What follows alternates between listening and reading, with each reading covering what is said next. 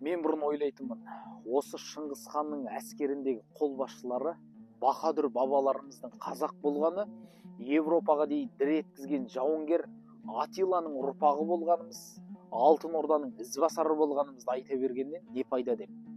Сөйтсем, біздің көк түріктің ұрпағы болғанымызды айта бергеннің пайдасы бар екен. Қандай екен айтайын ба? Ол рухты ояту. Қазақ болғалы тарихты қозғамайын, осы кеңестік одақ кезіндегі қазақтың көрген нәубеті бізге қорқыныштың енін күштеп енгізді. 1917 жылы Ақ патшаның әскеріне бозбалаларды айдауы.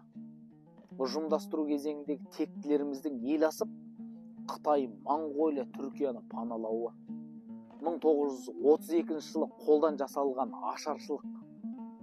Басқа балаларын аман алып қалу үшін бір баласын тірідей бауыздап жеу. Ойласаңыз төбе шашыңыз тік тұрады.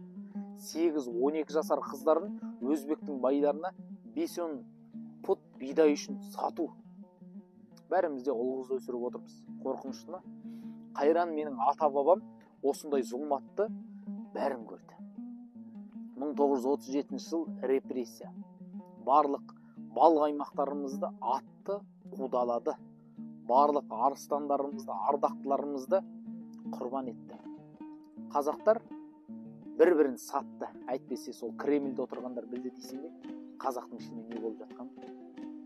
1941 жылғы нәубетті мен айтпасам да білесіздер, соғыстағы ерлікпен қаза тапқан боздақтар бір төбе әңгіме. Үйінде аш құрсақ балаларына бір масақ ұрлаған қанша жазықсыз жан отанына сатқын болып сотталды.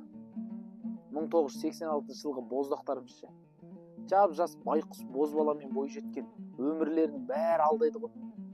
Осыншама зорлықпен, озбырлықпен қаншама нәубет көрген біз жалтақ ел болып қалыптастық. Бізде қазір тарихты қайтадан жазып шығу маңызды шаруа болу керек. Мектеп жасынан бастап қазақтың рухын оятатын тарих жазылу керек. Тарихымыз жаңарғанда рухымыз оянады. Біздің рухымыз оянған кезде өз тілімізде ұялмай сөйлейтін едік. Рухымыз оянғанда біз Байқоңырдағы улы гептил салдарының өтемақысын талап етер едік. Рухымыз оянғанда біз көршілес шіркін өзбек пен қырғыздар деп тамсанбай диваннан түсіп ұлт үшін қызмет етер едік. Рухымыз оянғанда біз қарагөз қарындастарымызды қорғар едік. Рухымыз оянғанда бізде қарттар үйі мен жетімдер үйі болмас еді. Рухты әндерді шығарып, тарихи отандық киноларды көптеп түсірілсе, біздің рухымыз оянар еді. Қазақтың рухы оянған кезде, қазақ өзінің тамырына байланған кезде, қазақ болады.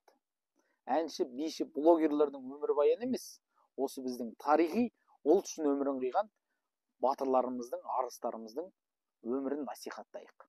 Құрметті оқырман, тәлім-тәрбиеге, ұлттық құндылыққа толы әңгімені оқығыңыз келсе, өзім жинақтаған ойшам жинағын сізге сұнамын. Бағасы 4990 теңге, барлық қалаларға жеткізу тегін. Барлық сұрақтар бойынша төменде көрсетілген номерге жазыңыз. Ұлттың әкесі тарих, анасы тілі. Ұлтты тарихпен тәрбиеленеді ұлт. Егер тарихы менен тілін білмеген ұлт, ол өз тұғырындағы, өз орнындағы ұлт деп есептелінбейді. Сондықтан осыған қатты мән беруіміз керек біз. Ұрпақты тарихын білмей өскен, тілін білмей өскен ұлт, ол өзінен өзі жойылатын ұлт. Сондықтан осыған ұрпақтарымыз баса мән беру керек.